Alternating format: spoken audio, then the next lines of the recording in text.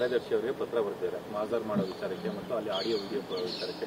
ಅದರಿಂದ ಇದುವರೆಗೂ ಕೂಡ ಯಾವುದೇ ರೀತಿ ಪಾಸಿಟಿವ್ ರೆಸ್ಪಾನ್ಸ್ ಬಂದಿಲ್ಲ ಅಂತೇಳಿ, ಅದನ್ನ ಮಾಡ್ಲಿಕ್ಕೆ ಮಾಜರ್ ಮಾಡ್ಲಿಕ್ಕೆ ಪೊಲೀಸರಿಗೆ ಅಧಿಕಾರ ಇಲ್ಲ. ಇದು ಕಂಪ್ಲೇಂಟ್ ಆಗಿ ನಿಮಗೆ ಸ್ವಲ್ಪ ಒಂದು ಹಂತದಲ್ಲಿ ಹಿನ್ನಡೆ ಏನ್ ಹೇಳ್ತೀರಿ? ನೋಡಿ, ಹಿನ್ನಡೆ ಮುನ್ನಡೆ ಇದ್ರ ಬಗ್ಗೆ ನಾನು ತಲೆ ಕೆಡಿಸ್ಕೊಳ್ಳೋ ಅಂಥವಳಲ್ಲ. ಕಾನೂನು ಚೌಕಟ್ಟಿನಲ್ಲಿ ಸಭಾಪತಿಗಳಿದ್ದಾರೆ, ಕಾನೂನಿದೆ. ಕಾನೂನು ಚೌಕಟ್ಟಿನಲ್ಲಿ ಏನೇನಾಗಬೇಕು ಇವ್ರು ಮಾಡ್ತಾರೆ, ಸಭಾಪತಿಗಳಿದ್ದಾರೆ, ಅವ್ರೇನೇನು ಮಾಡಬೇಕು ಅವ್ರು ಮಾಡ್ತಾರೆ. ಬಟ್ ನನಗೆ ಅನ್ಯಾಯ ಆಗಿರೋದ್ರ ವಿರುದ್ಧ ತಾವೆಲ್ಲರೂ ಕೂಡ ನನ್ನ ಪರವಾಗಿ ನಿಂತ್ಕೊಳ್ರಿ ಅಂತ ಕೇಳಲಿಕ್ಕೆ ಬಯಸ್ತೇನೆ. ಒಂದು ಹೆಜ್ಜೆ ನಿಮಗೆ ಹಿನ್ನಡೆ ಆಯಿತು, ಒಂದು ಹೆಜ್ಜೆ ಮುನ್ನಡೆ ಆಯಿತು. ಇದು ಮುನ್ನಡೆ ಹಿನ್ನಡೆ ಪ್ರಶ್ನೆ ಅಲ್ಲ. ಇದು ಇಡೀ ಮಹಿಳಾ ಕುಲಕ್ಕೆ ಆದಂಥ ಅನ್ಯಾಯದ ಬಗ್ಗೆ ನಾನು ಪ್ರತಿಭಟಿಸ್ತಾ ಇದ್ದೀನಿ. ಅದಕ್ಕೆ ನಿಮ್ಮೆಲ್ಲರದು ಸಹಕಾರ ಇರಲಿ ಅಂತ ದಯಮಾಡಿ ಕೇಳ್ತೀನಿ. ನಾನೀಗ ಇನ್ವೆಸ್ಟಿಗೇಷನ್ ಶುರು ಆಗಿದೆ.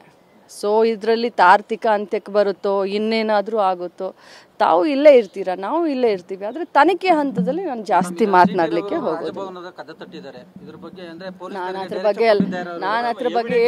ನಾನು ಅದ್ರ ಬಗ್ಗೆ ಏನೂ ಮಾತನಾಡೋದಿಲ್ಲ.